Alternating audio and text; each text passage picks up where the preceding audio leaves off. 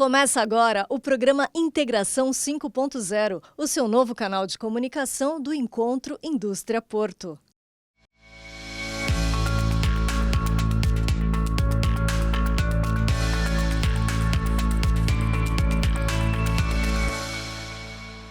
Olá, estamos começando mais um programa Integração dessa semana e hoje recebendo aqui a Carolina Marchioli, que é advogada, para a gente falar de um tema muito interessante, que é a alta do frete, que é o preço da cobrança da sobreestadia, que é o famoso demurge.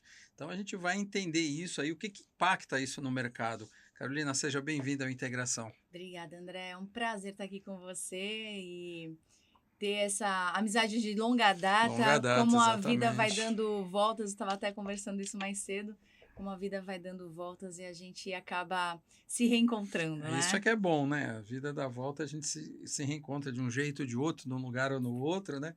Mas a gente vai reencontrando. Carol, para quem está nos assistindo aqui entender um pouco, né? Porque a gente fala esse termo, né? Demurge, que é a cobrança da sobreestadia. E tem uma grande empresa de consultoria, que é a Bain Company, fez um estudo que em 2024 o Brasil teve um custo de quase 2,3 bilhões de dólares com isso. Na prática, o que isso significa? Bom, é muito caro para nós, enquanto advogados que atuam na área há muitos anos, né? Uhum. Hoje eu já sou segunda geração de advogados, já estamos há mais de 40 anos cuidando do usuário, que é o importador, o exportador, Sim. o agente de carga. Bem, eu acho que é importante a gente falar sobre isso, porque esse estudo, quando ele traz esse número de 2,3 bi, Que é muito dinheiro. que é muito dinheiro de dólar, Exatamente. né? Ele traz um recorte de sobreestadia de navio. E aí, por que isso também é relevante quando a gente fala e a gente cuida muito da questão de container? Uhum. Primeiro que nós não temos números a respeito disso, né? Então, números a respeito de sobreestadia de container, nós ainda não temos condições de trazer. Por quê? Porque no navio é mais fácil de você trazer essa transparência, essa visibilidade. Sim. No container, não. Veja, em 2025, o Brasil movimentou 15 milhões, um pouco mais de 15 milhões de TEUs. Sim. Se você considerar isso... TEUs é a unidade de container. É a unidade de medida do container num container de 20 pés. Então, no mercado tem 20 pés e 40 pés, mas a gente usa o de 20 como base. 15 milhões de TEUs, 15 milhões de containers de 20 pés movimentados no Brasil em 2025. Considerando que, em regra, o usuário pague $2.000 por cada operação de sobreestadia, a gente está fazendo uma conta baixa. Sim. $2.000 para cada container operado. É claro que tem muito container que hoje, muitos operadores que já conseguiram uma gestão mais eficiente, mas acontece muito. A gente estaria falando aí de 30 bi de dólar de demurrage no container. Mas, Carolina, a gente está falando de 100%, vamos falar de metade? 15 bi de dólar. Então, a gente fala de demurrage de navio na casa de 2 bi, mas especulando o container, poderia chegar a 10, 15 bi de dólar. Isso é muito relevante quando a gente fala de alta de frete, porque o frete, no nosso entendimento, existem várias naturezas jurídicas da cobrança da sobreestadia, mas o que para nós faz sentido é entender que a demurrage ela é cobrada de uma maneira indenizatória. Então, você indeniza o armador, o transportador marítimo, por aquele frete que ele não praticou. Quer dizer, ao invés de ele pegar o container de volta no prazo acordado do free time, ele não pega. Então, esse prazo que ele não pega, ele perdeu previsibilidade na operação. Muito bem. Se ele perdeu previsibilidade na operação e não tem aquele container disponível, ele perde frete. Então, a ideia é que o frete caminhe junto com a cobrança da sobreestadia. Então, quando aumenta o frete, aumentaria o valor da sobreestadia como base de cálculo. Então, isso é algo que a gente vem trabalhando muito, essa ideia, para que o usuário ele tenha previsibilidade na cobrança, uma relação transparente no mercado, que é isso que a gente sente que falta muito. Uma cobrança pré-fixada de demurrage, que é a tabela negociada, entre aspas, né?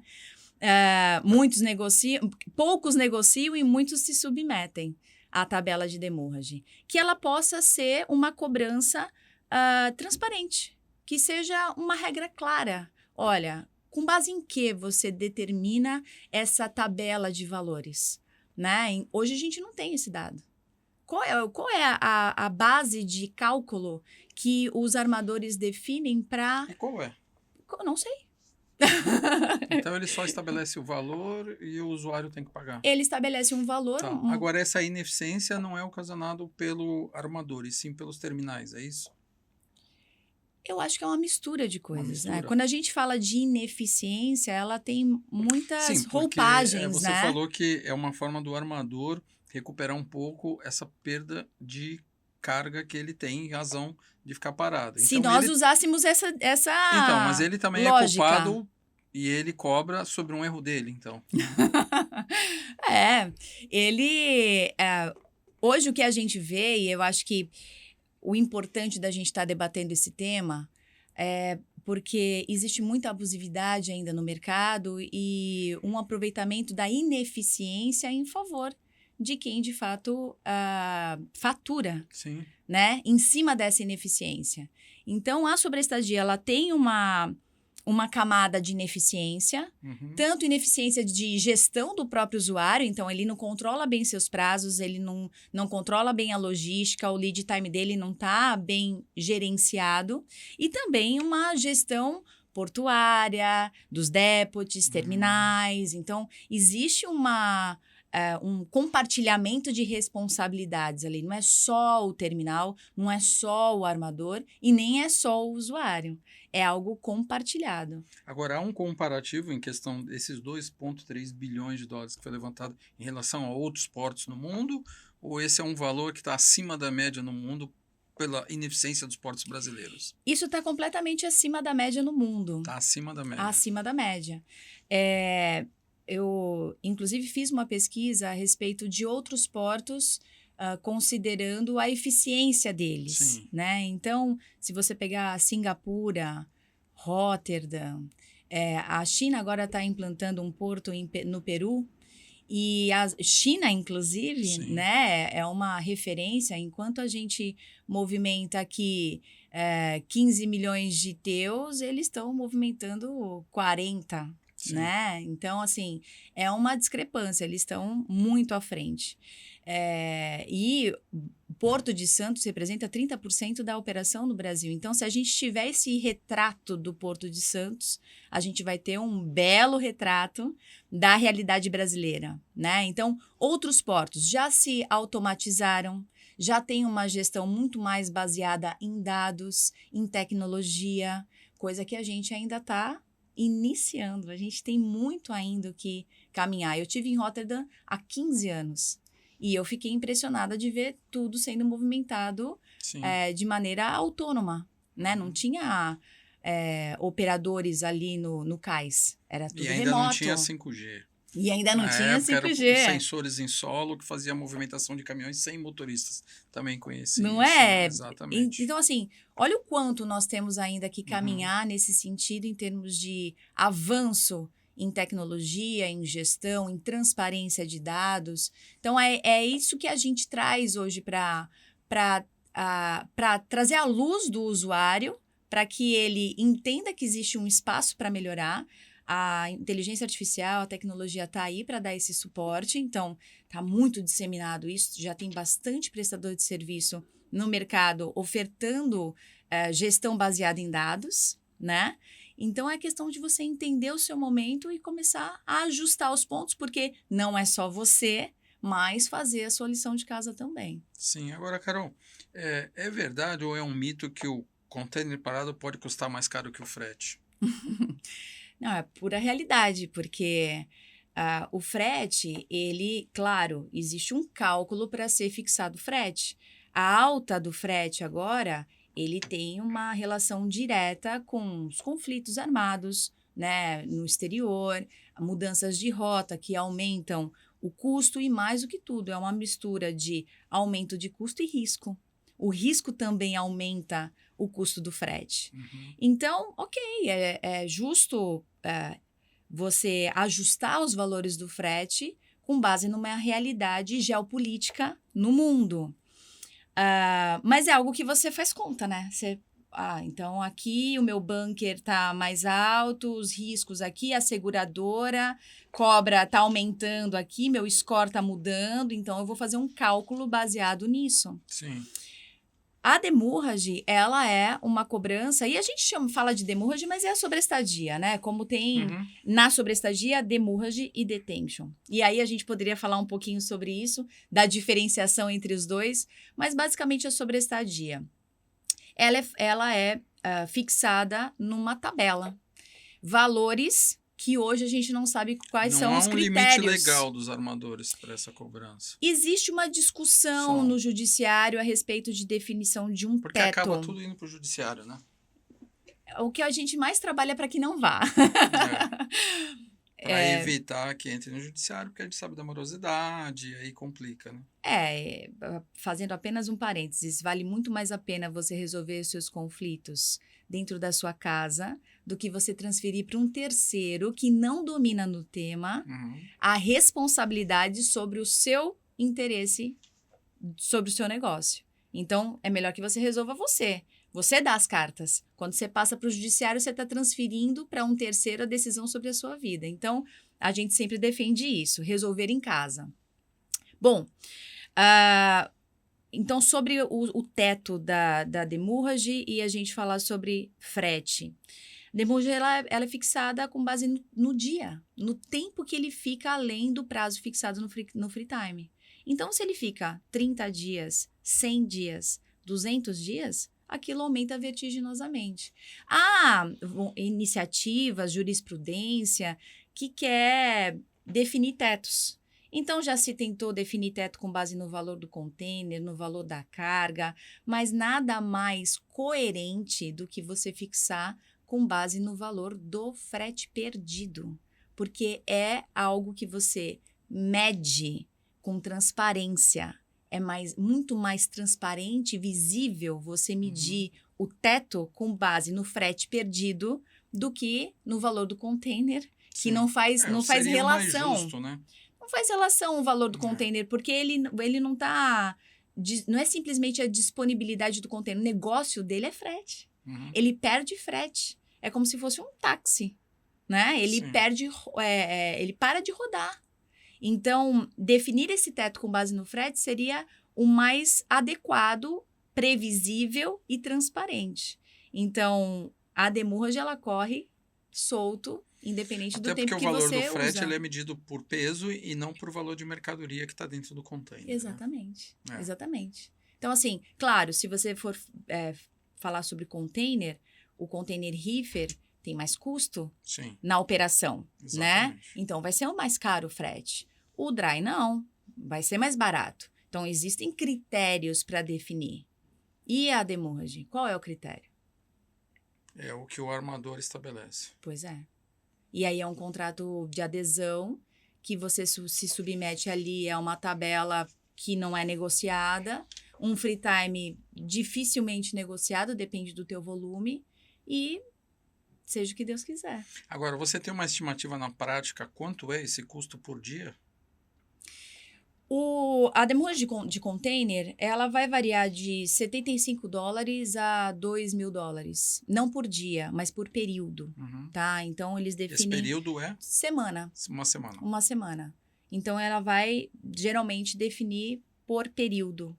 Então, você vai entrando em períodos nesse valor. Então, vai partir aí minimamente de $75, mas não é o que a prática mostra. O mínimo que a gente vê no dia a dia é $1.300. Que é um dinheiro considerável, né? $2.000. É o dia a dia do usuário. Tá.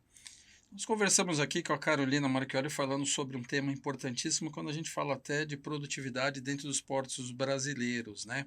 Nós vamos continuar no próximo programa falando um pouco mais sobre esse assunto que é muito importante. Então, acompanhe o próximo programa Integração, que a gente continua falando desse assunto, que é a cobrança da sobreestadia, ou seja, do demurge em cima da ineficiência dos portos brasileiros. Muito obrigado.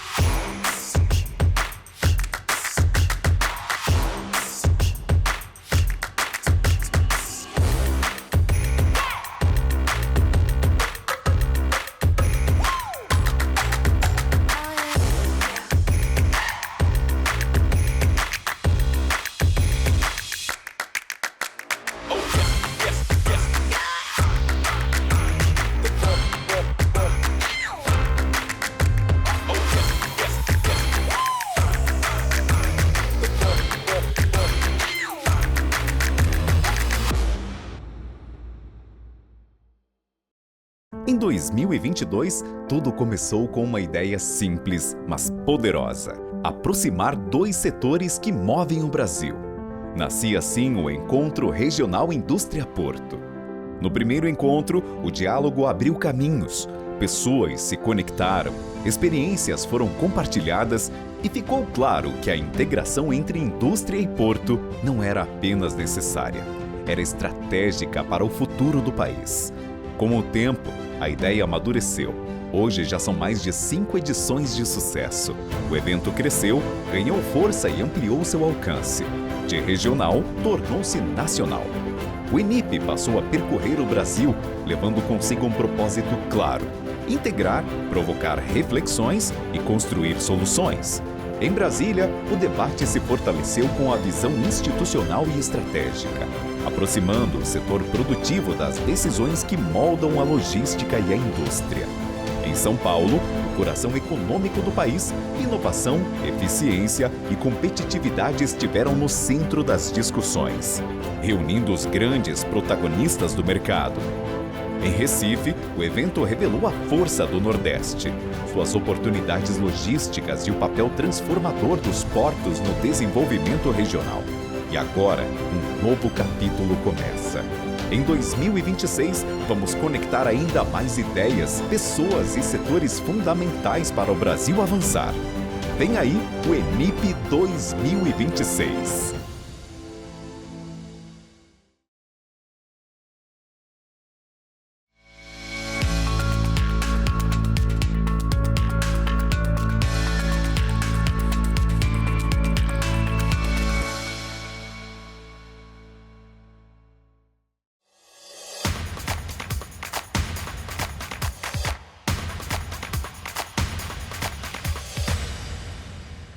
O projeto da terceira pista da Rodovia dos Imigrantes, um dos mais importantes investimentos em infraestrutura viária do estado de São Paulo, está em fase avançada de desenvolvimento e deve incluir uma conexão direta com o Rodoanel Mário Covas.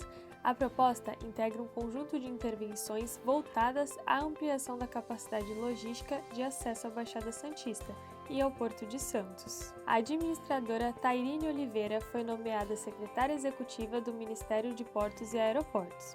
Com ampla experiência na gestão pública e atuação nas áreas de planejamento, orçamento e administração, a gestora já integra a equipe responsável pela coordenação das ações estratégicas da pasta. Uma equipe técnica do Porto de Santos realizou uma visita institucional aos portos administrados pela Companhia das Docas do Estado da Bahia. O objetivo da visita foi promover a troca de experiências e fortalecer a cooperação entre as autoridades portuárias brasileiras.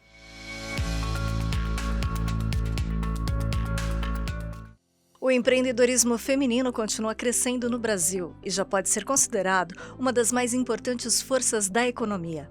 Dados do SEBRAE, o Serviço Brasileiro de Apoio às Micros e Pequenas Empresas, mostram que as mulheres já comandam 42% dos novos pequenos negócios criados no país.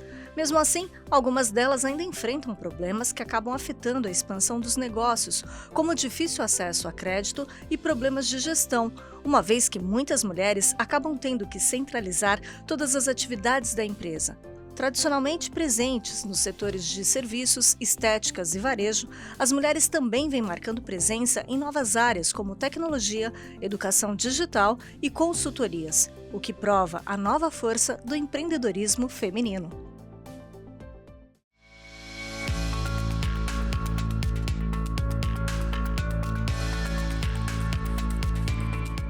Olá, o programa Integração dessa semana está aqui na Cochupé, em Santos, no escritório, onde a gente está recebendo o Ronald para falar um pouco sobre cooperativismo, como é que funciona na prática, o que é. Ronald, explica para nós aí. Primeiro, seja bem-vindo ao programa Integração e já aproveita e explica para nós aí o conceito da cooperativa, porque vocês são uma das maiores do mundo, né? Obrigado, André, pelo convite. É um prazer estar com você, conversando um pouco sobre um assunto tão importante, cooperativismo e também café, né? Sim. Café é uma paixão Prazeroso, nacional, né? É uma coisa bem agradável, né? O brasileiro está bem arraigado a isso. Bom, cooperativismo. Sim, cooperativismo é uma forma onde várias pessoas que têm um objetivo central, elas trabalham em conjunto para atingir um objetivo. Sim. Então, a base do cooperativismo é essa, né? A Cochupé é uma cooperativa, ela está localizada no sul de Minas Gerais, né? Então ela atende diversos municípios que atendem esses produtores ligados a essa região. Só para ter uma ideia, são 360 municípios envolvendo... 360 municípios. Exato, envolvendo sul de Minas Gerais e parte de São Paulo também. Ao todo são 22 mil produtores, que eu ia fazer. 1000 famílias vinculadas a uma cooperativa. Como conseguiu organizar tudo isso? Com essa quantidade de município, quantidade de cooperados, como é que chegou nessa grandeza, nessa ordem de grandeza?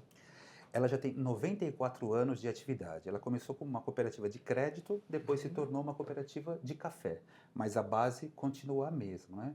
E sempre aumentando a sua ajuda ao produtor e expandindo, muitas das vezes, a pedido dos próprios produtores de algumas cidades ao redor, para com que a Cochupé expandisse a área de ação dela e fosse agregando novos municípios.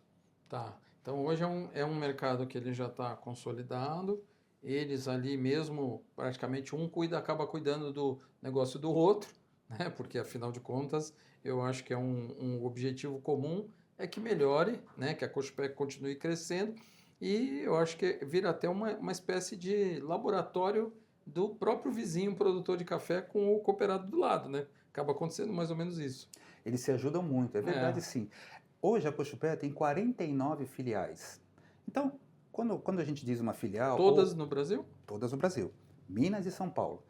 Então, uma filial, ela é responsável por várias cidades ao redor, né? Então ela cuida.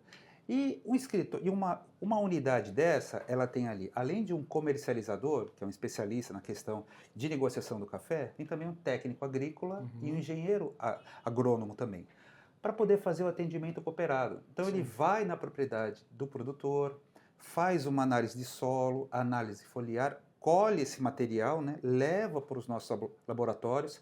A Cochupé tem um laboratório especializado nisso, que faz uma análise interna. E aí, tendo esse resultado, o técnico ou o engenheiro receita o que aquela propriedade precisa melhorar. É muito parecido com o exame de sangue, quando a gente faz, né? Já te dá o resultado e o médico vai dizer o que você precisa fazer. Muito parecido com isso, até para que o metro quadrado produza mais, né? Nesse caso, o alqueire consiga dar mais resultado. Então, ele faz uma análise de solo no laboratório e ele fala, ó, você precisa mais desse determinado produto ou aquele para poder o resultado mais ou menos ser igualitário a todos, é isso? Isso aí. O importante é a quantidade e, atualmente, a qualidade. Qualidade hoje é uma exigência cada vez maior, né? Então, uma cooperativa, como no caso da Cochupé, tem essa função de orientar o produtor, né? Qual a melhor prática de manejo que ele tem que fazer? Por exemplo, agora, né, estamos no período de colheita, a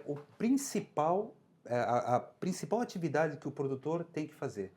porque ele tem que de colher de forma correta. Sim. O café não pode ficar no chão, ele tem que fazer a seca de forma correta, para com que não fique umidade, porque aí ele perde qualidade. E aí vai perceber isso na bebida, quando é feita a prova desse café. Sim, a umidade eu acho que é o maior risco que tem de contaminação, não é isso? Ele fermenta o café. E o café não pode ficar no chão para ter o contato com o solo em si. Né? Sim. Tanto é que eles fazem a colheita, colocam aquele proteção no chão para com que rapidamente ele retire dali e vai fazer a secagem nele. No terreiro ou uma secagem mecanizada, né? Para poder aquecer e tirar a umidade. Hoje é um trabalho muito bem evoluído, né? Tanto que a gente vê os resultados que o Brasil está tendo aí, né, com a produção, e eu acho que muito disso graças ao trabalho da Cochupé, que dá esse suporte para todos os cooperados, né? É verdade, André. O trabalho é pesado, como você mesmo comentou, né? A gente tem uma expectativa de uma safra volumosa esse ano. O Brasil já vem sofrendo algumas quebras de safras anteriores, então o produtor espera que agora realmente venha uma produção maior, né? E assim a gente consiga atender o objetivo, tanto o produtor tendo o resultado dele, como a Cochupé dando esse apoio melhor a ele. Não, pode só ver o nome da palavra aqui de novo que eu vou te perguntar. É o Rochdale. Rochdale. Vamos lá. 3, 2, 1. Agora, Ronald, fala para nós o seguinte: o que é o Rochdale, que surgiu lá para 1800 e bolinha, não foi isso? Exatamente. Foi lá que surgiu o cooperativismo. Então, vamos lembrar dessa época, né? Lá estava acontecendo a Revolução Industrial. Então, os tecelões da época, eles estavam sofrendo devido ao que estava acontecendo. E a inflação, ou seja, o alimento começou a ficar muito caro. Quando eles iam individualmente comprar o alimento, eles percebiam que era muito caro. Mas aí, entre eles, pensaram, por que não comprarmos num volume maior? Aí a gente consegue exigir algumas coisas devido à quantidade do volume que nós estamos comprando. Foi aí que surgiu o cooperativismo. Então, a princípio foram 27 homens e uma mulher, grande parte tecelões, que se uniram para esse propósito. Compraram alimento e venderam entre eles mesmos, mostrando que eles conseguiriam ter força se estivessem juntos, unidos. E aí surgiu o cooperativismo. Um dos fatores importantes do cooperativismo é a democracia entre o grupo, ou seja, todos têm direito a voto. Em qualquer cooperativa isso funciona. E também a questão da transparência, Exatamente. A gestão, governança. Isso é de extrema importância. Isso é um exemplo a ser seguido até para a administração pública, né? Importante a participação de todos, a transparência e o respeito. Eu acho que aí funciona por causa disso. Como você falou, todos têm direito à voz, todos têm direito a expressar a sua opinião, e aí acaba conquistando o respeito e a admiração por aquela cooperativa que ele participa. Isso mesmo. E um exemplo como isso dá certo, né? Então, trazendo para o lado da Cochupé. Tivemos em 2025 o faturamento na faixa de quase 17 bilhões, o faturamento da Cochupé. Desse faturamento, 470 milhões foi o resultado que ela teve. Desse valor, de acordo com o estatuto e também regras cooperativistas, as sobras têm que ser devolvidas para o produtor. Distribuídas. Então nós fizemos, na monta de 185 milhões de reais foram retornados para os produtores. Como eles recebem? Não é individual, igual para cada um. É o quanto mais eles utilizaram da cooperativa, no caso da Cochupé. Entendi. Quanto café que ele trouxe para a empresa? Quanto ele comprou de insumo? Como gerou a linha de crédito dele? Ou seja, quanto mais ele usou a cooperativa, maior vai ser o lucro dele. Então, a gente pode imaginar assim, olha, ele já negociou o café dele, da colheita, ele já vendeu, já recebeu aquele dinheiro, já participou de todas as ações, aí chega no próximo ano, porque findou-se o ano anterior, ele recebe ainda um bônus, só por ele ter utilizado uma cooperativa. Então, isso é um bônus, é um lucro a mais para ele, que no fundo ele nem esperava direito, né? Dá até vontade de ser cooperado. Por favor, você é convidado. Porque realmente traz um resultado e é um atrativo, né? Que eu acho que a pessoa pode até, sabendo que tem aquele recebimento, fazer um investimento na sua propriedade, de repente comprar um maquinário, né? Ou adquirir mais um pedaço de terra. Então, eu acho que é assim que as coisas vão evoluindo, né? Isso, André. E agora, e quais ações uma cooperativa faz, né? Eu acho interessante a gente mencionar isso. Sim. Além de ter toda essa questão financeira, do crédito, o apoio ao produtor, a gente também faz ações durante o ano. Então, estamos na época de colheita. Até esse mês nós tivemos várias ações chamadas Dia de Campo, que é quando em cada unidade nossa, cada filial, possamos dizer assim, tem palestras para orientar o produtor qual é a melhor forma da colheita, o que ele tem que tomar cuidado, o que vai impactar se ele não fizer aquela atividade de forma correta, para deixar isso bem claro para ele. Outras ações também que nós fazemos, a gente tem uma feira anual chamada FEMAGRE, uma feira de implementos agrícolas. Aí é interessante comentar, porque eu estive lá esse ano e eu acompanhei. Então, Aonde foi? foi em Guaxupé mesmo. Guaxupé mesmo. A Guaxupé monta essa feira, né? E lá acontece muito o escambo. Eu falei, escambo? Sim. Imagine só. Então, é uma feira que a Guaxupé traz produtores de maquinário, seja colheitadeira ou implemento agrícola, seja o que for, para demonstrar o seu produto. Ela negocia com o produtor, a Guaxupé faz todo o aporte por trás e o produtor pode trocar por sacos de café. Eu vi uma imagem que ficou na minha cabeça. Olha, tinha uma picape como essas que nós vemos nas ruas, né? Grande, por sinal, muito bonita, e estava escrito no para-brisa, troco por 179 sacos de café. Então, 179. olha só a equivalência e como o saco de café acaba virando uma moeda de troca, né? Então, a função de uma cooperativa... É um ativo, né? É um ativo, sim. É um commodity negociado diariamente, né? E a cooperativa, por trás disso, faz o apoio, né? Ela fica com esse café do produtor e faz o pagamento físico para aquele que ele estiver comprando. Tá. Não deixe de acompanhar todas as edições do Integração 5.0, todo sábado no canal do Encontro Indústria Porto no YouTube e também na TV Serra do Mar. Mas não se esqueça de fazer sua inscrição e ativar todas as notificações, seja na internet ou na TV. O Integração 5.0 é a melhor maneira de você ficar por dentro do que acontece de mais importante nas indústrias e nos portos do Brasil.